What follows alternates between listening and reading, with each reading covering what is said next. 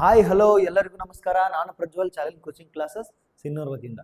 ನಾನಿವತ್ತು EVS ನ ಮತ್ತೊಂದು ಇಂಪಾರ್ಟೆಂಟ್ ಟಾಪಿಕ್ ನ ತಗೊಂಡಿದ್ದೀನಿ. ಅದು ಯಾವ್ದು ಗೊತ್ತಾ?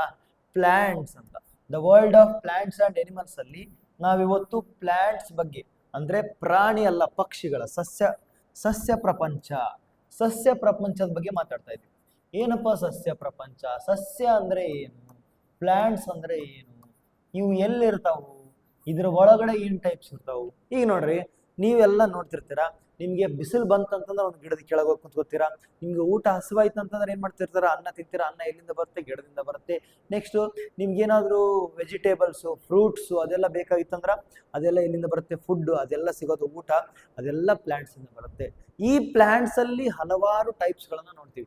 ಈಗ ಹೆಂಗೆ ನಾವು ಮನುಷ್ಯರೊಳಗಡೆ ಅವ್ನ ಹೈಟ್ ಇದ್ದಾನೆ, ಅವ್ನು ಗಿಡ್ಡಗಿದ್ದಾನೆ, ಆ ಚೈನೀಸ್ ಒಳಗವನ ಕಣ್ಣು ಹಿಂಗೈತಿ, ನೆಕ್ಸ್ಟ್ ಇವನು ಆಫ್ರಿಕನ್ ಕರ್ರಗಿದ್ದಾನೆ, ಇವನು ಇಂಗ್ಲೆಂಡ್ ಬೆಳ್ಳಗಿದ್ದಾನೆ, ಹಿಂಗೆ ಬೆಳ್ಳಗೆ ಬೇರೆ ಬೇರೆ ವಿಧಗಳನ್ನ ನಾವು ನೋಡ್ತಾ ಹೋಗ್ತೀವಿ. ಸೇಮ್ ಎಕ್ಸಾಕ್ಟ್ಲಿ ಅದೇ ತರ ಪ್ಲಾಂಟ್ಸ್ ಅಲ್ಲಿ ಕೂಡ ನಾವು ಟೈಪ್ಸ್ ಅನ್ನ ನೋಡ್ತಾ ಹೋಗ್ತೀವಿ. ಮತ್ತೆ ಪ್ಲಾಂಟ್ಸ್ ಊಟ ಹೆಂಗ್ ತಿಂತಾವು, ಪ್ಲಾಂಟ್ಸ್ ಹೆಂಗೆ ಮೂವ್ಮೆಂಟ್ ಮಾಡ್ತಾವು, ಇದೆಲ್ಲ ರೀತಿಯ ನಾವು ಎಲ್ಲ ಟೈಪ್ಸ್ನ ಎಲ್ಲವನ್ನು ನಾನು ಇವತ್ತು ಇದೊಂದು ಪಾರ್ಟ್ ಅಲ್ಲಿ ಮತ್ತೆ ಇನ್ನೊಂದು ಪಾರ್ಟ್ ಅಲ್ಲಿ ನಾನು ನಿಮ್ಗೆ ಮಾಡ್ತಾ ಇದ್ದೀನಿ. ಇದ್ರ ಬಗ್ಗೆ ಏನಾದರೂ ನಿಮಗೆ ನೋಟ್ಸ್ ಏನಾದರೂ ಬೇಕಾಗಿದ್ರೆ ಸಿಂಪಲ್ ಪ್ರತಿ ವಿಡಿಯೋದಲ್ಲಿ ಹೇಳ್ದಂಗೆ ಇವತ್ತು ಹೇಳ್ತೀನಿ. ಕೆಳಗಡೆ ಲಿಂಕ್ನ ಕೊಟ್ಟಿರ್ತೀನಿ, ಅಲ್ಲಿ ಜಾಯ್ನ್ ಆಗೋದನ್ನ ಮರಿಬೇಡಿ. ಯಾವುದು ವಾಟ್ಸಪ್ ಗ್ರೂಪ್ನ ಲಿಂಕ್ ಕೊಟ್ಟಿರ್ತೀನಿ. ಓಕೆನಾ? ನೆಕ್ಸ್ಟ್ ಮುಂದೆ ಹೋಗೋಣ ಅಂತ. ಫಸ್ಟ್ ಪ್ಲಾಂಟ್ಸ್ ವರ್ಸಸ್ ಎನಿಮಲ್ಸ್ ಅಂತ. ಅಂದ್ರೆ ಸಸ್ಯಗಳು ಮತ್ತು ಪ್ರಾಣಿಗಳ ನಡುವಿನ ವ್ಯತ್ಯಾಸ. ಈಗ ನಾನೇನಪ್ಪ, ನಾನೊಬ್ಬ ಮನುಷ್ಯ, ನಾನೊಬ್ಬ ಪ್ರಾಣಿ, ಅದೊಂದು ಮರ, ಆ ಮರ ಅದೊಂದು ಸಸಿ, ಅದಕ್ಕೆ ನನಗೆ ಏನು ವ್ಯತ್ಯಾಸ? ನನಗೂ ಊಟ ಬೇಕು, ಅದಕ್ಕೂ ಊಟ ಬೇಕು. ನಾನು ಊಟ ಮಾಡ್ತೀನಿ, ಅದನ್ನು ಊಟ ಮಾಡ್ತಾ. ನನಗೂ ನೀರು ಬೇಕು, ಅದಕ್ಕೂ ನೀರು ಬೇಕು. ನನಗೂ ಗಾಳಿ ಬೇಕು, ಅದಕ್ಕೂ ಗಾಳಿ ಬೇಕು. ಹಂಗಂದ್ರ ನನಗ ಅದಕ್ಕೆ ಏನ್ ವ್ಯತ್ಯಾಸ? ಇದೇನ್ರಿ ಇದು? ನಾಯಿಗೆ, ಕುರಿಗೆ, ಹಂದಿಗೆ, ಮನುಷ್ಯರಿಗೆ ಇದೇನು ವ್ಯತ್ಯಾಸ ಅಂತ ಕೇಳಿದ್ರೆ ಏನ್ ಹೇಳ್ತೀರಾ ನೀವು? ಏನ್ ಹೇಳ್ತೀರಾ ಅಂತ ಹೇಳಿದಾಗ, ಈಗ ನೋಡಿ, ಒಂದು ಮರ ಅಂತ ನೋಡ್ತೀನಿ, ಅದು ಒಂದು ತೆಂಗಿನ ಮರ ಅಂತ. ನಾನು ದಿನಾ ಸ್ಕೂಲಿಗೆ ಬರೋದ್ರಿಂದ ಆ ತೆಂಗಿನ ಮರ ಅಲ್ಲೇ ಇರುತ್ತೆ. ತೆಂಗಿನ ಮರ ಏನಿರುತ್ತೆ? ಅಲ್ಲೇ ಇರುತ್ತೆ. ಯಾಕೆ ಅಲ್ಲೇ ಇರುತ್ತೆ? ಅದು ಗಟ್ಟಿಯಾಗಿ ನೆಲಕ್ಕೆ ಅಂಟ್ಕೊಂಡಿರುತ್ತೆ. ಯಾಕೆ ಅಂಟ್ಕೊಂಡಿರುತ್ತೆ? ಇದೇ ತರ ಯಾಕೆ ಯಾಕೆ ಯಾಕೆ ಅಂತ ಪ್ರಶ್ನೆ ಮಾಡ್ತಾ ಹೋದಾಗ ಸೈನ್ಸ್ ಕ್ಯೂರಿಯಾಸಿಟಿ ಹಾಕೊಂಬಂತ. ಸೈನ್ಸ್ ಏನಾಗುತ್ತಾ? ಕ್ಯೂರಿಯಾಸಿಟಿ, ನಮಗೆ ಕಲಿಯಕ್ಕೆ ಆಸಕ್ತಿ ಜಾಸ್ತಿ ಆಗ್ತಾ ಹೋಗುತ್ತಾ. ಇವಾಗ ನೋಡ್ರಿ, ಮರ ಯಾಕಲ್ಲೇ ಐತಿ? ಮರ ನೆಲಕ್ಕೆ ಅಂಟ್ಕೊಂಡೈತಿ. ಯಾಕೆ ಅಂಟ್ಕೊಂಡೈತಿ? ಬೇರ್ಗಳನ್ನ ಒಳಗ್ ಬಿಟ್ಟೈತಿ. ಯಾಕೆ ಒಳಗ್ ಬಿಟ್ಟೈತಿ? ಯಾಕೆ ಒಳಗ್ ಬಿಟ್ಟೈತಿ ಅಂದ್ರೆ ಅದಕ್ಕೆ ನೀರು ಬೇಕು, ಅದಕ್ಕೆ ಮಣ್ಣು ಬೇಕು, ಮಣ್ಣಿನೊಳಗಿರೋ ಎಷ್ಟೊಂದು ಸೂಕ್ಷ್ಮಾಣು ಜೀವಿಗಳು ಬೇಕು, ಮತ್ತೆ ಮಣ್ಣಿನೊಳಗಿರೋ ಕೆಮಿಕಲ್ಸ್, ರಸಾಯನಗಳು ಬೇಕು, ಐರನ್ ಬೇಕು, ಇದು ಬೇಕು, ಅದು ಬೇಕು, ಇದು ಬೇಕು. ಮತ್ತೆ ಅವೆಲ್ಲ ಯಾಕೆ ಬೇಕು? ಅದಕ್ಕೆ ಊಟ ಮಾಡಬೇಕು. ಅದು ಊಟ ಹೆಂಗ್ ಮಾಡುತ್ತೆ? ಹಗಲೊತ್ತೊಳಗೆ ಊಟ ಮಾಡುತ್ತೆ. ಹಗಲೊತ್ನಾಗ ಊಟ ಯಾಕೆ ಮಾಡುತ್ತೆ? ರಾತ್ರಿ ಹೊತ್ತು ಊಟ ಯಾಕೆ ಮಾಡಲ್ಲ? ಈ ತರ ಕ್ವಶನ್ಸ್ನ ಪ್ರಶ್ನೆಗೆ ಆಗ್ತಾ ಹೋದಾಗ ನಾವಿಲ್ಲಿ ಅದನ್ನೆಲ್ಲ ಡೀಟೇಲ್ ಆಗಿ ಎಕ್ಸ್ಪ್ಲನೇಷನ್ ಮಾಡ್ತೀವಿ. ಅದಕ್ಕೊಂದು ಉತ್ತರ ಸಿಗುತ್ತೆ. ಅದು ಬಹಳ ಇಂಟ್ರೆಸ್ಟಿಂಗ್ ಆಗಿರುತ್ತೆ. ಇವಾಗ ಪ್ರಶ್ನೆ ನೋಡಿ ಏನಿದೆ. ನೋಡಿ, food habits. Plants R autotrophs, prepare food ವಿಯಾ photosynthesis ಅಂತ. ನೋಡ್ರಿ, ಮೊದಲನೇದ್ದು ಪ್ಲಾಂಟ್ಸ್ ಮತ್ತೆ ಎನಿಮಲ್ಸ್ಗೆ ಡಿಫರೆನ್ಸ್ ಅಂತ. ನೋಡ್ರಿ, ಪ್ಲಾಂಟ್ಸ್ ಇರ್ತಾವಲ್ಲ, ಆಟೋಟ್ರೋಪ್ಸ್ ಅಂತ ಕರೀತಾರೆ. ನೋಡ್ರಿ, ಇದನ್ನ ಬರ್ಕೋಬೇಕು ನೀವು. ಏನಂತ ಕರೀತಾರೆ? ಆಟೋಟ್ರೋಪ್ಸ್. ಏನಂತ ಕರೀತಾರೆ? ಆಟೋಟ್ರೋಪ್ಸ್ ಅಂತ ಕರೀತಾರೆ. ಆಟೋ ಅಂತಂದ್ರೆ ತನ್ನಕ್ಕೆ ತಾನೇ. ಇದಕ್ಕೆ ಸ್ವಪೋಷಕಗಳು ಅಂತ ಕರೀತಾರೆ. ಏನಂತ ಕರೀತಾರೆ? ಸ್ವಪೋಷಕ. ಪೋಷಕ ಅಂದ್ರೆ ಏನು? ಪೇರೆಂಟ್ಸ್ ಅಥವಾ ಗಾರ್ಡಿಯನ್ಸ್ಗೆ ಪೋಷಕ ಅಂತ ಕರೀತಾರೆ. ಸ್ವ ಅಂತಂದ್ರೆ ತನ್ನ ತಾನೇ ಗಾರ್ಡಿಯನ್ ಆಗಿ ಮಾಡ್ಕೊಳುತ್ತ. ಅದರ ಅರ್ಥ ಏನು? ತನ್ನ ಫುಡ್ ತಾನೇ ಕೊಡುತ್ತ. ಏನ್ ಮಾಡುತ್ತಾ? ತನ್ನ ಫುಡ್ ತಾನೇ ತಯಾರು ಮಾಡ್ಕೊಳುತ್ತ. ಅದಕ್ಕೆ ಆಟೋಟ್ರೋಪ್ಸ್ ಅಂತ ಕರೀತಾರೆ. ಇನ್ನೊಂದು ಯಾವ್ದಿದೆ? ಹೆಟೆರೋಟ್ರೋಪ್ಸ್ ಅಂತ ಇದೆ.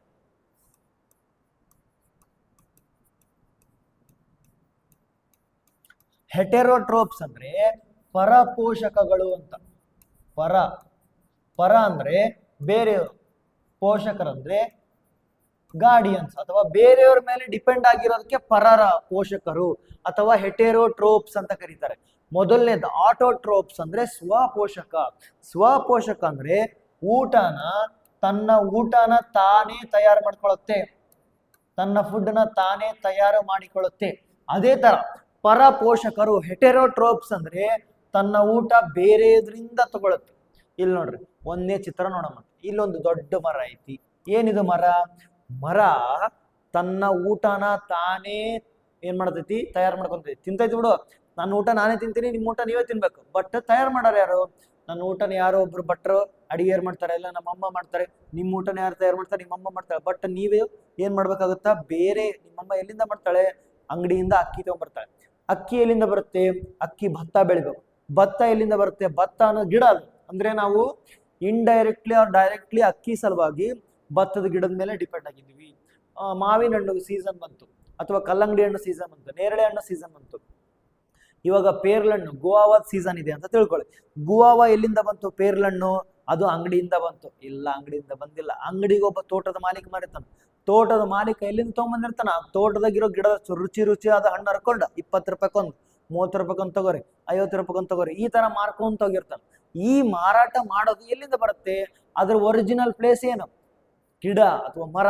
ಅಂದ್ರೆ ನಾವು ಹಣ್ಣಿನ ಸಲುವಾಗಿ, ನಾವು ನಮ್ಮ ಊಟದ ಸಲುವಾಗಿ ಇನ್ನೊಂದು ಜೀವಿಯ ಮೇಲೆ, ಇನ್ನೊಂದು ಬದುಕಿರುವಂತ ಪ್ರಾಣಿಯ ಮೇಲೆ ಡಿಪೆಂಡ್ ಆಗಿವೆ ಅಂತ ಅದರ ಅರ್ಥ. ಹೌದಾ? ಇನ್ನೊಂದು ಬದುಕಿರುವಂತ ಪ್ರಾಣಿ ಮೇಲೆ ಡಿಪೆಂಡ್ ಆಗಿವೆ. ಹೌದಪ್ಪ, ಹೌದು. ಅಂದ್ರೆ ಇವಾಗ ನಾನು ಜೀವಿ ಅಂತ ಒಂದು ವರ್ಡ್ ಬಳಸಿದೆ. ಏನಂತ ಬಳಸಿದೆ? ಜೀವಿ. ಜೀವಿ ಅಂದ್ರೆ ಏನು? ಜೀವಂತ ಆಗೈತಂತ ಪ್ಲಾಂಟ್ ನಮ್ಗೆ ಹೆಂಗ್ ಗೊತ್ತಾಗುತ್ತ? ಇದ್ರೊಳಗಡೆ living beings, non living beings, ಜೀವಂತ ಅಥವಾ ನಾನ್ ಲಿವಿಂಗ್ ಬೀಯಿಂಗ್ಸ್ ಯಾವ್ದು ಜೀವಂತ ಅಲ್ಲ ಅಂತ. ಹಂಗಂತ ನಾವ್ ಹೆಂಗ್ ಹೇಳ್ತೀವಿ? ಇದು ನೋಡ್ರಿ, ಇದು ಈ ಪೆನ್, ಇದು ಜೀವಂತ ಐತಾ ಇಲ್ಲ? ನೀವು ನೋಡ್ರಿ, EVS ಯಾವಾಗ್ಲೂ ಓದ್ಬೇಕಾದ್ರೆ ನೀವು ಅರ್ಥ ಮಾಡ್ಕೋಬೇಕು, ತಿಳ್ಕೋಬೇಕು. ಅರ್ಥ ಆಯ್ತಾ? ನೋಡಿ, ಈ ಪೆನ್ ಇದು ಜೀವಂತ ಐತಾ ಇಲ್ಲ? ಇದು ಊಟ ಮಾಡುತ್ತಾ? ಇಲ್ಲ. ಇದು ಉಸಿರಾಟ ಮಾಡುತ್ತಾ? ಇಲ್ಲ. ಇದು ವಾಶ್ರೂಮ್ ಮಾಡುತ್ತಾ? ಇಲ್ಲ. ಹಂಗಂದ್ರೆ ಇದು ಏನ್ ಮಾಡುತ್ತಾ? ಚಲನೆ ಮಾಡುತ್ತಾ? ಮೂವ್ಮೆಂಟ್ ಮಾಡುತ್ತಾ? ಇಲ್ಲ. ಈ ಆಧಾರದ ಮೇಲೆ ನಾವು ಇದನ್ನ ಲಿವಿಂಗ ಅಥವಾ ನಾನ್ ಲಿವಿಂಗ. ನಾನಿವಾಗ ಮಾತಾಡಕತ್ತೀನಿ ನಿಮ್ ಜೊತೆ, ಹೌದಾ?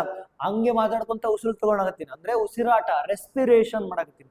ಹಂಗಂತಂದ್ರೆ ಯಾವ್ಯಾವ ರೆಸ್ಪಿರೇಷನ್ ಮಾಡ್ತವೆ ಅವೆಲ್ಲ ಬದುಕಿರ್ತವೆ. ಅದಕ್ಕೆಲ್ಲ ನಾವು ಜೀವಿ, ಲಿವಿಂಗ್ ಬೀಯಿಂಗ್ ಅಂತ ಕರಿತೀವಿ. ಹೌದಾ? ನೆಕ್ಸ್ಟ್ ಯಾವ್ಯಾವ ಊಟ ಮಾಡ್ತವೆ ಅದಕ್ಕೆ ಜೀವಿ ಮತ್ತೆ ಲಿವಿಂಗ್ ಬೀಯಿಂಗ್ಸ್ ಅಂತ ಕರಿತೀವಿ. ಯಾವ್ಯಾವ ಚಲನೆ ಮಾಡ್ತವೆ ಅದಕ್ಕೆ ಜೀವಿಗಳು, ಲಿವಿಂಗ್ ಬೀಯಿಂಗ್ಸ್ ಅಂತ ಕರಿತೀವಿ. ಹೌದು. ಈಗ ಗಿಡಗಳು, ಮರಗಳು ಅವು ಹೆಂಗ ಮೂವ್ಮೆಂಟ್ ಮಾಡ್ತಾವಪ್ಪ ಅಂತ ನೀವು ಥಿಂಕ್ ಮಾಡಿದ್ರೆ ನೋಡಿ, ಸಣ್ಣದೊಂದು ನಾನು ಚಿಕ್ಕದೊಂದು ಅಸೈನ್ಮೆಂಟ್ ಕೊಟ್ಟಿದ್ದೆ. ಏನಂತಂದ್ರೆ, ನಮ್ಮ ಆನ್ಲೈನ್ ಕ್ಲಾಸ್ ಮಕ್ಕಳಿಗೆ, ಆಫ್ಲೈನ್ ಕ್ಲಾಸ್ ಮಕ್ಕಳಿಗೆ ನಿಮ್ಮ ಮನೆ ಮುಂದೆ ಒಂದು ಗಿಡ ಹಚ್ಚಿ ಅದನ್ನ ನೆಟ್ ನನಗೆ ಫೋಟೋಸ್ ಅಥವಾ ಏನಾದರೂ ಹಾಕಿ ಅಂತಂದು. ಅದನ್ನ ಎಷ್ಟು ಜನ ಮಾಡಿದ್ರು ನಮ್ಗೆ ಗೊತ್ತಿಲ್ಲ. ಬಟ್ ಒಂದು ಚಿಕ್ಕ ಸಸಿನ ತಗೊಂಡ್ಬಂದು ಮನೆ ಮುಂದೆ ಹಚ್ಚಿದ್ರಿ ಅಂತ ತಿಳ್ಕೊಳ್ಳಿ. ಓಕೆನಾ? ಒಂದು 6 ತಿಂಗಳಾದ್ಮೇಲೆ ಆ ಚಿಕ್ಕ ಸಸಿ ಏನಾಗಿರುತ್ತೆ? ಸ್ವಲ್ಪ ದೊಡ್ಡದಾಗಿರುತ್ತೆ. ಅದೇ ಮೂವ್ಮೆಂಟ್. ಅರ್ಥ ಆಯ್ತಾ? ನೆಕ್ಸ್ಟ್ ಕೆಲವೊಂದ್ಸಲ ಏನಾಗುತ್ತೆ, ನೀವು ನೆಲದ ಒಂದು ದೊಡ್ಡ ಮರ ಐತಿ, ಅದರ ಬುಡಕ್ಕೋಗಿ ಗಿಡ ಹಚ್ಚ್ರಿ, ಅದು ಸೂರ್ಯನ ಬೆಳಕನ್ನು ಹುಡ್ಕೊಂತ ಬೇರೆ ಕಡೆ ಬೆಳಿತಾ ಹೋಗ್ತೈತಿ. ಹೆಂಗಂತಂದ್ರ, ಇಲ್ಲೊಂದು ಸಣ್ಣ ದೊಡ್ಡ ಮರ ಐತಿ, ನಾನು ಇಲ್ಲ ಸಣ್ಣ ಸಸಿ ಹಚ್ಚಿದೆ, ಇಲ್ಲೊಂದು ಸಣ್ಣ ಸಸಿ ಹಚ್ಚಿದೆ ಅಂತ ತಿಳ್ಕೊಳ್ಳಿ. ಇದು ಈ ಕಡೆ ಬೆಳಿತೈತಿ, ಈ ಕಡೆ ಹೋಗ್ಕೊಂತ ಹೋಗುತ್ತ. ಯಾಕಂದ್ರೆ ಸೂರ್ಯನ ಬೆಳಕು ಇಲ್ಲಿ ಬೆಳಬೇಕಲ್ಲ. ಯಾಕಂದ್ರೆ ನೆರಳಿಗೆ ಯಾಕೆ ಬೇಕು? ಯಾಕೆ ಸೂರ್ಯನ ಬೆಳಕು ಬೇಕು? ಅದಕ್ಕೆ ಊಟ ಮಾಡಕ್ ಬೇಕು. ಆ ಊಟ ಮಾಡೋದಕ್ಕೆ ಫೋಟೋಸಿಂಥಸಿಸ್ ಅಂತ ಕರಿತೀವಿ. ಅದ್ರ ಬಗ್ಗೆ ನಾನು ಮಾತಾಡ್ತೀನಿ. ಓಕೆನಾ?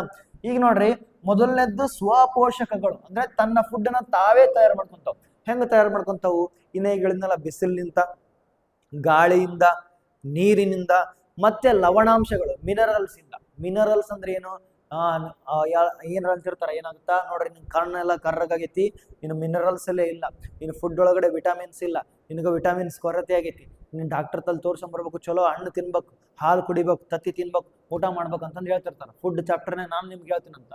ಅದೇ ತರ ಪ್ರಾಣಿಗಳಿಗೂ ಕೂಡ ವಿಟಮಿನ್ಸು, ಮಿನರಲ್ಸ್ ಅವೆಲ್ಲ ಬೇಕಾಗುತ್ತೆ. ಎಲ್ಲಿಂದ ಬೇಕಾಗ್ತೈತಂದ್ರೆ, ಅವು ಮಣ್ಣು ಇರ್ತೈತಿ ನೋಡು, ಮಣ್ಣಿಗೆ ನೋಡ್ರಿ, ಕೆಲವೊಂದ್ಸಲ ನೀವು ಥಿಂಕ್ ಮಾಡ್ರಿ, ಮಣ್ಣು ಹೊಲ ಬೆಳೆ ಹೊಲ್ದಾಗೈತಿ, ಅದಕ್ಕೆ ಗೊಬ್ಬರ ಹಾಕ್ಬೇಕು. ಏನಂತ ಹಾಕ್ಬೇಕು? ಗೊಬ್ಬರ ಹಾಕ್ಬೇಕು, ಫರ್ಟಿಲೈಸರ್ಸ್ ಹಾಕ್ಬೇಕು. ಗೊಬ್ಬರ ಯಾಕೆ ಹಾಕ್ಬೇಕು? ಗೊಬ್ಬರದೊಳಗ ಲವಣಾಂಶಗಳು, ಮಿನರಲ್ಸ್ ಇರ್ತಾವ. ಅದು ಮರಗಳಿಗೆ ಬೆಳೆಯಕ್ ಬೇಕು, ಬರೇ ಮಣ್ಣಿದ್ರೆ ಸಾಲದಿಲ್ಲ. ಅದೇ ತರ ಅವನ್ನ ಆಟೋಟ್ರೋಪ್ಸ್ ಅಂದ್ರ ಬೆಳೆಯಕ್ ಏನೇನ್ ಬೇಕು? ವಾಟರ್. ಇದರ ಫೋಟೋಸಿಂಥಸಿಸ್ ಅಂತ ಕರಿತೀವಿ ನಾವು. Water, next air, next minerals, next sunlight.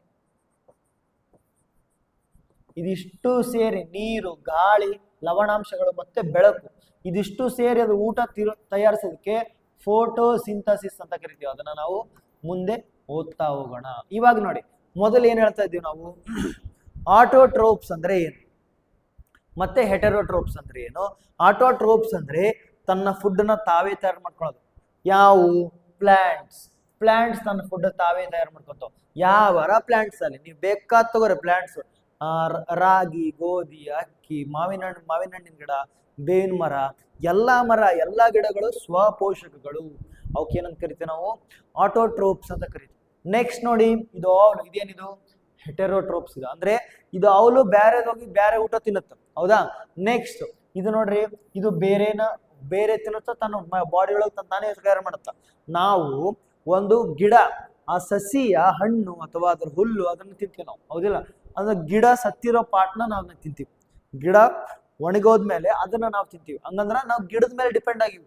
ಅದೇ ತರ ಇಲ್ಲಿ ನೋಡ್ರಿ, ಈಗ ಇಲ್ಲೊಂದು ಹೆಗ್ಗಣ ಇದ್ದಂಗ ಐತಿ, ಇದಕ್ಕ ಮೂಸ್ ಅಂತ ಕರಿತಾವ. ಇದು ಕೂಡ ಯಾವ್ದ್ರ ಮೇಲೆ? ಬೇರೆ ಪ್ರಾಣಿಗಳ ಮೇಲೆ ಡಿಪೆಂಡ್ ಆಗೈತಿ. ಇಲ್ಲೊಂದು ಮೀನ್ ಐತಿ, ಇದು ಬೇರೆ ಪ್ರಾಣಿಗಳ ಮೇಲೆ ಡಿಪೆಂಡ್ ಆಗೈತಿ. ಇದು ನೋಡ್ರಿ, ಇಲ್ಲಿ ವೋಲ್ಫ್ ಐತಿ, ಇದು ಬೇರೆ ಪ್ರಾಣಿಗಳ ಮೇಲೆ ಡಿಪೆಂಡ್ ಆಗೈತಿ. ಇದು ಕೋರಲ್ಸ್ ಅದಾವ. ಕೋರಲ್ಸ್ ಏನಿವು? ಸ್ವಪೋಷಕಗಳು. ಇವೇನಿವು? ಕೋರಲ್ಸ್.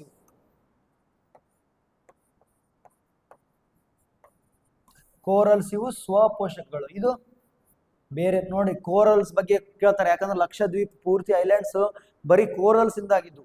ಈ ಕೋರಲ್ಸ್ ಏನ್ ಬೇರೆ ತಿನ್ನಲ್ಲ, ಅದನ್ನೇ ಅಲ್ಲೇ ಬೆಳ್ಕೊಂತಾವು. ನೆಕ್ಸ್ಟ್ ನೋಡಿ, ಇಲ್ಲಿ ನೋಡಿ, ಇದು ಒಂದು ಜಿಂಕೆ, ಇದು ಬೇರೆ ಮೇಲೆ ಡಿಪೆಂಡ್ ಆಗುತ್ತೆ. ಇದೊಂದು ಹಲ್ಲಿ ತರ, ಇದು ಬೇರೆ ಮೇಲೆ ಡಿಪೆಂಡ್ ಆಗುತ್ತೆ. ಇವೆಲ್ಲ ಏನಿವು? ಹೆಟೆರೋಟ್ರೋಪ್ಸ್. ಇವು ಅಂದ್ರೆ ಪರಪೋಷಕಗಳು. ಅಂದ್ರೆ ಬೇರೆ ವಸ್ತುಗಳನ್ನ ತಿಂದ್ರೆ ಪರಪೋಷಕಗಳು, ತನ್ನನ್ನ ಒಳಗಡೆ ತಾವೇ ಫುಡ್ ತಯಾರು ಮಾಡ್ಕೊಂಡ್ರೆ ಸ್ವಪೋಷಕಗಳು. ಬಹಳ ಸಿಂಪಲ್ ಆಗಿದೆ. ನೆಕ್ಸ್ಟ್ ಮುಂದೆ ನೋಡೋಣ, ರೂಟ್ ಸಿಸ್ಟಮ್ ಅಂತ. ನಮ್ಮ ಪ್ಲಾಂಟ್ಸಿನ ರೂಟ್ ಒಳಗಡೆ ನಮ್ಗೆ ಹೆಂಗೆ ಮಂಗ್ಯಗಳಿಗೆ ನಿಂದ್ರಕ್ ಬರೋದಿಲ್ಲ, ನಡೆದಾಡೋದು 4 ಕೈಲಿ ಯೂಸ್ ಮಾಡ್ತಾವ, ಬಾಲ ಇರ್ತೈತಿ. ಅದ್ರಂಗ ಮಂಗ್ಯ ಆದ್ಮೇಲೆ ಮನುಷ್ಯನಿಗೆ ಏನಿರ್ತೈತಿ? 2 ಕೈ ಇರ್ತೈತಿ, ಬಾಲ ಕಾಲ್ ಇರ್ತೈತಿ. ಆ ಮನುಷ್ಯರೊಳಗೆ ಮತ್ತೆ ಚೈನೀಸ್ ಒಳಗೆ ಬೇರೆ ಇರ್ತಾನ, ಇಂಡಿಯನ್ ಬೇರೆ ಇರ್ತಾನ, ಭಾರತೀಯ ಬೇರೆ ಇರ್ತಾನ, ಇಂಗ್ಲೆಂಡ್ದೋ ಬೇರೆ ಇರ್ತಾನ, ಜಪನೀಸ್ದೋ ಬೇರೆ ಇರ್ತಾನ. ಹಿಂಗ ಬೇರೆ ಇರ್ತಾನ. ಮತ್ತೆ ಉತ್ತರ ಕರ್ನಾಟಕದ ಬೇರೆ ಇರ್ತಾನ, ದಕ್ಷಿಣ ಕರ್ನಾಟಕದ ಬೇರೆ ಇರ್ತಾನ. ಹಿಂಗ ನಿಮ್ಮ ನಡಬರ್ಕೆ ಎಷ್ಟು ಡಿಫ್ರೆನ್ಸ್ ಅದಾವ. ಅದೇ ತರ ಪ್ಲಾಂಟ್ಸ್ ಒಳಗೂ ಕೂಡ ಡಿಫ್ರೆನ್ಸ್ ಅದಾವ. ಈಗ ಪ್ಲಾಂಟ್ಸಿನ ಬೇರುಗಳ ಮೇಲೆ ರೂಟ್ಸ್ ಅಂದ್ರೆ ಬೇರುಗಳು. ಹಿಂಗ ಬುಡ ಸಮೇತ ಒಂದು ಸಸಿನ ಕಿತ್ತಿ ನೋಡಿ, ಕೆಳಗಡೆ ಇರ್ತಾವಲ್ಲ ಅವೇ ರೂಟ್ಸ್. ಮೇಲಿರೋದು ಪ್ಲಾಂಟ್, ಕೆಳಗಿರೋದೇನೋ ರೂಟ್ಸ್. ಅರ್ಥ ಆಯ್ತಾ? ಮೇಲಿರೋದೇನೋ ಸ್ಟೆಮ್. ಈಗ ರೂಟ್ ನೋಡಿ, ಬೇರು. ಈ ಬೇರಿನ ಆಧಾರದ ಮೇಲೆ ನಾವು 2 ಭಾಗಗಳನ್ನು ಮಾಡ್ತೀವಿ. ಯಾವ್ಯಾವ ಗೊತ್ತಾ? ಮೊದಲನೇದು ಟ್ಯಾಪ್ ರೂಟ್ ಅಂತ. ಟ್ಯಾಪ್ ರೂಟ್ ಅಂತಂದ್ರೆ ತಾಯಿ ಬೇರೆ ಇರ್ತೈತಿ. Next fibrous root.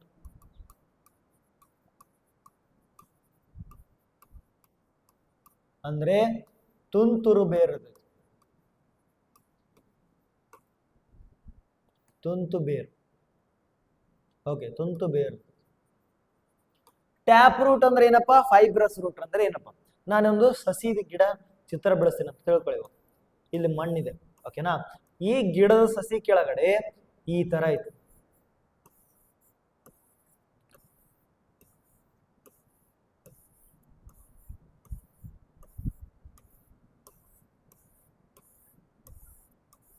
ಇದೇನಿದು? ಒಂಥರ ಐತಿ. ಈಗ ಮುಳ್ಳುತನ. ಇದು ಇನ್ನೊಂದು ಸಸಿ ಬಿಡಿಸ್ತೀನಿ. ಒಳಗಡೆ ಒಂದೇ ದೊಡ್ಡ ಬೇರ್ ಐತಿ, ಅದಕ್ಕೆ ಸಣ್ಣ ಸಣ್ಣ ಚಿಕ್ಕ ಬೇರು. ಈ ತರ ಮೇಲ್ಗಡೆ ಗಿಡ ಹೆಂಗೈತೆ ನೋಡಿ, ಅದರಂಗೆ ಬೇರು. ಇದು ಏನು ಗೊತ್ತಾ? ಇದು ಫೈಬ್ರಸ್ ರೂಟ್. ಇದೇನಿದು? Fibrous root. ಫೈಬರ್ಸ್ ಇದ್ದಂಗ ಅದಾವ. ಅರ್ಥ ಆಯ್ತಾ? ಫೈಬರ್ಸ್. ಇದೇನಿದು? Tap root. ಇದು ಟ್ಯಾಪ್ ರೂಟ್ ಅಂದ್ರೆ ಒಂದೇ. ಈಗ ಮುಲ್ಲಂಗಿ ಗಡ್ಡಿನ ಎತ್ತಿ ನೋಡ್ರಿ, ಮುಲ್ಲಂಗಿ ಒಂದೇ ಉದ್ದಕ್ಕಿರುತ್ತಿಲ್ಲ, ಅದು ಬೇರು. ಅದೇನದು? Tap root. ಮತ್ತೆ ಯಾವುದು? ಕ್ಯಾರೆಟ್. ಗಜ್ಜರಿನ ಎತ್ತಿ ನೋಡಿ, ಗಜ್ಜರಿಗೆ ಒಂದೇ ಬೇರು ಇರ್ತದೆ, ಅದು ಟ್ಯಾಪ್ ರೂಟ್. ಬಟ್ ಇದು ಫೈಬ್ರಸ್ ರೂಟ್. ಇವು ಎಲ್ಲೆಲ್ಲಿ ಇರ್ತಾವಪ್ಪ? ಇಲ್ಲಿ ನೋಡ್ರಿ, ಟ್ಯಾಪ್ ರೂಟ್ನ ನಾನು ಇಲ್ಲಿ ಬೆಳೆಸ್ತೀನಿ. ಒಂದೇ ಸಿಂಗಲ್ ಹಿಂಗಿತ್ತು. ನೆಕ್ಸ್ಟ್ ಇದು ತಾಯಿ ಬೇರು. ತಾಯಿ ಬೇರು ಹಿಂಗಿತ್ತು. ತಾಯಿ ಬೇರು ಅಂದ್ರೆ ಟ್ಯಾಪ್ ರೂಟ್. ಅದಕ್ಕೆ ಚಿಕ್ಕ ಈ ತರ ಇತ್ತು. ಇದು ಟ್ಯಾಪ್ ರೂಟ್. ಟ್ಯಾಪ್ ರೂಟ್ ಯಾವ್ಯಾವ್ದಿರ್ತಾವು? ಮಾವಿನ ಮರಕ್ಕಿರ್ತಾವ, ಕ್ಯಾರೆಟ್ಗಿರ್ತಾವ. ಅರ್ಥ ಆಯ್ತಾ? ಮಾವಿನ ಮರ ಮತ್ತೆ ಕ್ಯಾರೆಟ್ಗಿರ್ತಾವ. ಅದೇ ತರ ಫೈಬ್ರಸ್ ರೂಟ್ ಯಾವ್ಯಾವ ಇರ್ತಾವು? ಫೈಬ್ರಸ್ ರೂಟ್ ತುಂತು ಬೇರೆ. ಯಾವಾಗ ನಾನು ಫುಡ್ ಮಾಡ್ತೀನಿ, ಧಾನ್ಯಗಳು ಮಾಡ್ತೀವಿ, ಅವಾಗ ಇದ್ರ ಬಗ್ಗೆ ಇನ್ನೂ ಡೀಟೇಲ್ ಆಗಿ ಹೇಳ್ತೀನಿ. ನಮಗೆ ಇರೋದು 2 ಟೈಪ್ಸು, ಒಂದು ಟ್ಯಾಪ್ ರೂಟ್, ಯಾವ್ಯಾವ ಇರ್ತಾವು, ಮಾವಿನ ಮರ, ಕ್ಯಾರೆಟ್ ಇರ್ತಾವ. ನೆಕ್ಸ್ಟ್ ಫೈಬರ್ಸ್ ರೂಟು, ಭತ್ತ, ಇಲ್ಲಿ ಹುಲ್ಲು ಇರ್ತಾವ ನೋಡು, ಅದಕ್ಕೆಲ್ಲ ಇರ್ತಾವ. ಹುಲ್ಲು ಎಲ್ಲೆಲ್ಲಿ ಇರ್ತ ನೋಡು ಅದಕ್ಕೆಲ್ಲ, ಭತ್ತ, ಜೋಳ, ಗೋಧಿ, ರಾಗಿ, ನವಣೆ, ಅದಕ್ಕೆಲ್ಲ ಈ ತರ ರೂಟ್ಸ್ ಇರ್ತಾವ. ಅಂದ್ರ ಹಲವಾರು ರೂಟ್ಸ್ ಇರ್ತಾವ. ಅದಕ್ಕೆ ತಾಯಿ ಬೇರು ಅಂತ ಇರೋದಿಲ್ಲ. ಬಟ್ ಇಲ್ಲಿ ತಾಯಿ ಬೇರು ಅಂತ ಯಾವ್ದಕ್ಕೆ ಇರ್ತದೆ, ದೊಡ್ಡ ದೊಡ್ಡ ಮರಗಳಿರ್ತಾವ ನೋಡು, ಅದಕ್ಕೊಂದು ದೊಡ್ಡ ತಾಯಿ ಬೇರು ಇರ್ತದೆ, ಅದು ಒಳಗಿರ್ತೈತಿ. ಅರ್ಥಾತಾ? ನೀವು ಯಾವಾಗಾರ ಸಣ್ಣವರಿದ್ದಾಗ ಗಿಡ ಕಿತ್ತಿದಿರ ಅಂತಂದ್ರ ಅಲ್ಲಿ ಕಿತ್ತ ಮುಂದೆ ಒಳ್ಳೆ ಏನ್ರ ಹಚ್ಬೇಕಾಯ್ತಂದ್ರ ಅದು ಐತಲ್ಲ ತಾಯಿ ಬೇರು, ಅದು ಹರಿದೋಗಿತ್ತಂದ್ರ ಅದು ಇನ್ನೊಂದ್ಸಲ ಬದುಕಕ್ ಸಾಧ್ಯನೇ ಇಲ್ಲ. ಒಂದ್ ವೇಳೆ ತಾಯಿ ಬೇರು ಕರೆಕ್ಟ್ ಆಗಿತ್ತಂತ ತಿಳ್ಕೊರಿ, ಅದು ಇನ್ನೊಂದ್ಸಲ ಬದುಕತ್ತೆ. ಅದಕ್ಕೆ ಅದ್ರ ಜೀವ ಅದ್ರೊಳಗಡೆ ಇರ್ತಾವ. ಅರ್ಥ ಆಯ್ತಾ? 2 ಟೈಪ್ಸ್ ಇರ್ತಾವು. ಯಾವ್ಯಾವು? ತಾಯಿ ಬೇರು ಮತ್ತೆ ತುಂತುರು ಬೇರು. ನೋಡಿ, ಇದನ್ನ ನಾನು ನಿಮ್ಗೆ ನೋಟ್ಸ್ ಮತ್ತೆ ಪದೇ ಪದೇ ಹೇಳ್ತಾ ಇದ್ದೀನಿ. ನಿಮ್ಗೇನಾದ್ರೂ ನವೋದಯ ಆನ್ಲೈನ್ ಕ್ಲಾಸಸ್ ಏನಾದ್ರು ಬೇಕಾಗಿದ್ರೆ ಈ ನಂಬರ್ಗೆ ಕಾಂಟ್ಯಾಕ್ಟ್ ಮಾಡೋದನ್ನ ಮರೀಲೇಬೇಡಿ. ನೆಕ್ಸ್ಟ್ ಕೆಳಗಡೆ ಗ್ರೂಪ್ ನ ಲಿಂಕ್ ನ ಕೊಟ್ಟಿರ್ತೀನಿ, ಅದರ ಮುಖಾಂತರ ಜಾಯಿನ್ ಆಗೋ ಮುಖಾಂತರ ನಿಮ್ಗೆ PDF ನೋಟ್ಸ್ಗಳು, PPT ಪ್ರೆಸೆಂಟೇಷನ್, ನಾವು ಏನು PPT ಮಾಡ್ತೀವಲ್ಲ ಈ PPTಗಳು, ನೆಕ್ಸ್ಟ್ ನಿಮ್ಗೆ ಕ್ಲಾಸ್ ಮಾಡಕ್ಕೆ ಏನೇನು ಬೇಕು, ಡೌಟ್ ಸೆಷನ್ಗಳು, ಅದೆಲ್ಲ ಸವಲತ್ತು ಬೇಕಂತಂದ್ರೆ ಕೆಳಗಡೆ ಲಿಂಕ್ ನ ಕೊಟ್ಟಿರ್ತೀನಿ, ಜಾಯಿನ್ ಆಗೋದು ಮರಿಬೇಡಿ. ಜಾಯಿನ್ ಆದ್ಮೇಲೆ ಆನ್ಲೈನ್ ಕ್ಲಾಸ್ನ ಡೆಮೋ ಕ್ಲಾಸಸ್ ಇರ್ತಾವೆ ನಿಮ್ಗೆ. ಆ ಡೆಮೋ ಕ್ಲಾಸಸ್ನ ಅಟೆಂಡ್ ಆಗಿ ಅದರ ಮುಖಾಂತರ ನಾವು ನಿಮ್ಗೆ ಕೋರ್ಸ್ ಬಗ್ಗೆ ಅದರ ಬಗ್ಗೆ ತಿಳ್ಕೊಬೇಕಾಗುತ್ತೆ. ಅಂದ್ರೆ ನವೆಂಬರ್ 28 ತನಕ ನಾವು ನವೋದಯ ಆನ್ಲೈನ್ ಕೋರ್ಸ್ನ ಮಾಡ್ತಾ ಇದ್ದೀವಿ. ಯಾವ್ಯಾವ ಮಕ್ಕಳಿಗೆ ನವೋದಯ ಆನ್ಲೈನ್ ಕೋಚಿಂಗ್ ಬೇಕಲ್ವಾ, ಅವರಿಗೆ ಅತ್ಯಂತ ಕಡಿಮೆ ಹಣದಲ್ಲಿ ನಾವೇನ್ ಮಾಡ್ತಾ ಇದೀವಿ, ಕೋಚಿಂಗ್ ಮಾಡ್ತಾ ಇದ್ದೀವಿ. 5,000 ರೂಪಾಯಿ ಇತ್ತು. ಇವಾಗ ನೀವೇನ್ರ ಈ ಮುಖಾಂತರ ಯೂಟ್ಯೂಬ್ ವಿಡಿಯೋ ಮುಖಾಂತರ ಬಂದ್ರೆ 1,000 ಡಿಸ್ಕೌಂಟ್ ಮಾಡಿ 4,000 ರೂಪಾಯಿ ಮಾಡಿದೀವಿ. ಬೇಗ ಇದನ್ನ ಡಿಸ್ಕೌಂಟ್ನ ಅವೈಲೇಬಲ್ ಇದೆ, ಅದನ್ನ ಪಕ್ಕ ತಗೊಳ್ಬೇಕು. ಓಕೆನಾ? ಅರ್ಥ ಆಯ್ತಾ? ಬೇಕಂದ್ರೆ ಕೆಳಗಡೆ ಲಿಂಕ್ನ ಜಾಯಿನ್ ಆಗೋದನ್ನ ಮರಿಬೇಡಿ. ಓಕೆ, ಮುಂದಿನ ಪ್ರಶ್ನೆಗೆ ಹೋಗೋಣ. ಮುಂದಿನ ಪ್ರಶ್ನೆ ಅಲ್ಲ, ಮುಂದಿನ ಟಾಪಿಕ್ ಏನೈತಿ ನೋಡಿ. ಪ್ಲಾಂಟ್ಸಿನ ರೂಟ್ಸ್ ಕೆಳಗಡೆ ಏನ್ ಮಾಡ್ತಾವಪ್ಪ ಅಂತ. ಪ್ಲಾಂಟ್ಸಿನ ರೂಟ್ಸು ಕಾಂಡ ಮತ್ತು ಭೂಗತ ಕಾಂಡಗಳು ಅಂತ. ಇದರೊಳಗಡೆ ಕ್ಸೈಲಮ್, ಫ್ಲೋಯಮ್ ಅಂತ ಇದಾವೆ. ಇಲ್ಲಿ ನೋಡಿ function acts as A back ಬೋನ್. ನೋಡ್ರಿ, ಪ್ಲಾಂಟ್ಸ್ ನ ಸ್ಟೆಮ್ ಮತ್ತೆ ಅಂಡರ್ ಗ್ರೌಂಡ್ ಸ್ಟೆಮ್ಸ್ ಅಂತ. ಇಲ್ಲಿ ನೋಡಿ, ರೂಟ್ಗಳು ಇರ್ತಾವಲ್ವಾ, ಇದೊಂದು ಪ್ಲಾಂಟ್ ಅಂತ ಹೇಳುದು. ಓಕೆನಾ? ಇದೊಂದು ಪ್ಲಾಂಟ್, ಮರ, ಇದು ದೊಡ್ಡ ಮರ. ಇದ್ರೊಳಗಡೆ ಈ ತರ ಬೇರು ಬಂದಿರುತ್ತೆ, ತಾಯಿ ಬೇರು ಅಂತ ಕರೀತಾರೆ. Tap root. ಇದಕ್ಕೆ ಚಿಕ್ಕ ಚಿಕ್ಕ ಬೇರುಗಳು ಇರ್ತವೆ. ಇದು ಗಟ್ಟಿಯಾಗಿ ನೆಲ ಹಿಡ್ಕೊಂಡಿರುತ್ತ. ಅಂದ್ರೆ ಮರನ ಬೀಳದೇ ಇರೋದಕ್ಕೆ ಗಟ್ಟಿಯಾಗಿ ನೆಲದಲ್ಲಿ ಬೇರುಗಳನ್ನ ಬಿಟ್ಟು ಗಟ್ಟಿಯಾಗಿ ಹಿಡ್ಕೊಂಡಿರುತ್ತ. ಏನ್ ಮಾಡಿರುತ್ತ, ಫಸ್ಟ್ ನಿಂದ್ರಕ್ಕೆ ಸ್ಟೆಬಿಲಿಟಿ, ನಿಲ್ಲೋದಕ್ಕೆ. ನೆಕ್ಸ್ಟ್ ವಾಟರ್, ಬಹಳ ಇಂಪಾರ್ಟೆಂಟ್ ಇದು. ನೀರು ಬೇಕಲ್ವಾ, ನೀರು ತರಕ್ಕೆ ಏನ್ ಮಾಡ್ತಿದ್ದು, ಬೇರ್ ಹೆಲ್ಪ್ ಮಾಡುತ್ತೆ. ಮತ್ತೆ ನೆಕ್ಸ್ಟ್ ಮಿನರಲ್ಸ್, ನಮ್ಗೆ ಹೆಂಗ ವಿಟಮಿನ್ಸ್ ಮಿನರಲ್ಸ್ ಬೇಕಲ್ವಾ, ಅದಕ್ಕೆ ಲವಣಾಂಶಗಳು ಕೂಡ ಬೇಕು. ಅದನ್ನ ಕೊಡಕ್ಕೆ ಏನ್ ಮಾಡುತ್ತೆ, ಇದು ಹೆಲ್ಪ್ ಮಾಡ್ತಾ ಇರುತ್ತೆ. ಅಂದ್ರೆ ನೋಡಿ ಇಲ್ಲಿಗೆ ಅದೇ ತರ ನಾನ್ ನಿಮ್ಗೆ ಒಂದು ಪಾಯಿಂಟ್ ನ ಹೇಳೋದು ಮಾಡ್ತಿದ್ದೆ. ಇವಾಗ ಟ್ಯಾಪ್ ರೂಟ್ ಇರುತ್ತಲ್ವಾ, ಅದಕ್ಕೆ ಕೆಲವೊಂದಿಷ್ಟು ಎಡಿಬಲ್ ರೂಟ್ಸ್ ನಾವು ತಿಂತೀವಿ. ರೂಟ್ಸ್ನೇ ನಾವು ತಿಂತೀವಿ, ಬೇರನ್ನ. ಯಾವ್ಯಾವ ಗೊತ್ತಾ? ಆಲೂಗಡ್ಡೆ ಏನದು, ಬೇರದು. ಅದು ಆಲೂಗಡ್ಡೆ ಗಿಡದ ಬೇರದು, ಕಾಯಿ ಇರ್ತಲ್ಲ ಅದು ಬೇರದು. ನೆಕ್ಸ್ಟ್ ನೋಡಿ, ಶುಂಠಿ, ಜಿಂಜರ್ ಅಂತ ಕರಿತೀವಿ, ಅದು ಕೂಡ. ಪೊಟೆಟೊ, ಜಿಂಜರ್, ಇವನ್ನೇ ಬೇರದು, ಬೇರೊಳಗಡೆ ಇರ್ತದ, ನೆಲದ ಒಳಗಡೆ ಇರುತ್ತ. ನಾವು ಅದನ್ನ ಕಿತ್ತು ಬಿಟ್ಟು ತಿಂತೀವಿ. ನೆಕ್ಸ್ಟ್ ಈರುಳ್ಳಿ, ಆನಿಯನ್ ಕೂಡ ಅದೇನದು ನೆಲದ ಮೇಲೆ ಬೆಳಂಗಿಲ್ಲ, ಅದು ಗಿಡ ಆಗಂಗಿಲ್ಲ. ಈರುಳ್ಳಿ ಗಿಡ ಅಂದ್ರೆ ಈರುಳ್ಳಿಗೆ ಹಣ್ಣು ಇರೋದಿಲ್ಲ, ಇದು ಬೇರು. ಅದು ಈರುಳ್ಳಿ ಅನ್ನೋದು ಏನದು ಬೇರು. ನೆಕ್ಸ್ಟ್ ಬೆಳ್ಳುಳ್ಳಿ ಕೂಡ, ಗಾರ್ಲಿಕ್ ಕೂಡ ಬೇರು. ಅರಿಶಿಣ, ಟರ್ಮರಿಕ್ ಅಂತ ಕರಿತೀವಿ, ಅದು ಕೂಡ ಬೇರು. ಇದಕ್ಕೆ ಎಡಿಬಲ್ ಅಂಡರ್ ಗ್ರೌಂಡ್ ಸ್ಟೆಮ್ಸ್ ಅಂತ ಕರೀತಾರೆ. ಅಂದ್ರೆ ಇವು ಎಡಿಬಲ್ ಅಂತಂದ್ರೆ ತಿನ್ನುವಂತವು. ಎಡಿಬಲ್ ಅಂತಂದ್ರೆ ಏನು, ತಿನ್ನುವಂತ ಅಂಡರ್ಗ್ರೌಂಡ್ ಒಳಗಡೆ ಸಿಗುವಂತ ಬೇರುಗಳಿಗೆ ಏನಂತ ಕರಿತೀವಿ ನಾವು, ಎಡಿಬಲ್ ಅಂಡರ್ಗ್ರೌಂಡ್ ಸ್ಟೆಮ್ಸ್. ಅಂದ್ರೆ ತಿನ್ನಬಹುದಾದ ಭೂಗತ ಕಾಂಡಗಳು. ಆಲೂಗಡ್ಡೆ, ಶುಂಠಿ, ಈರುಳ್ಳಿ, ಬೆಳ್ಳುಳ್ಳಿ, ಅರಿಶಿಣ ಇವೆಲ್ಲ ಎಲ್ಲಿ ಸಿಗ್ತವೆ, ಭೂಮಿಯ ಒಳಗಡೆ ಸಿಗ್ತಾವು. ಇದನ್ನ ನೆನ್ಪಿಟ್ಕೋಬೇಕು. ನೆಕ್ಸ್ಟ್ ಇನ್ನೊಂದೇನು ಕೇಳ್ತ ನೋಡ್ರಿ, ಪೊಟ್ಯಾಟೊ ಅಂದ್ರೆ ಆಲೂಗಡ್ಡೆ ಮತ್ತೆ ಶುಂಠಿ ಬೇರುಗಳಲ್ಲ, ಇವು ಭೂಗತ ಕಾಂಡಗಳು ಅಂತ ಹೇಳ್ತಾ ಇದ್ದಾರೆ. ಏನದರ ಅರ್ಥ, ಇವು ಅಂಡರ್ ಗ್ರೌಂಡ್ ಸ್ಟೆಮ್ಸ್. ಇದು